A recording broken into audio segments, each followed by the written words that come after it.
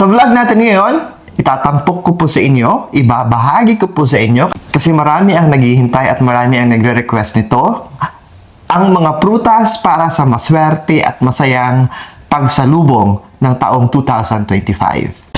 Sasalubungin muli natin ang bagong taon, isang panahon na puno ng kahulugan, puno ng tradisyon at puno ng pag-asa. Ito ang espesyal na sandali kailan sinasabi natin na paalam sa nakaraan at binubuksan ng ating mga puso sa lahat ng dala ng hinaharap.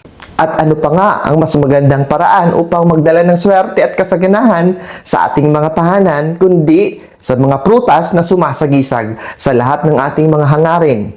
Ibabahagi ko sa inyo tungkol sa mga prutas na maaaring gawing mas matamis, mas maliwanag at puno ng kaligayahan ang ating 2025.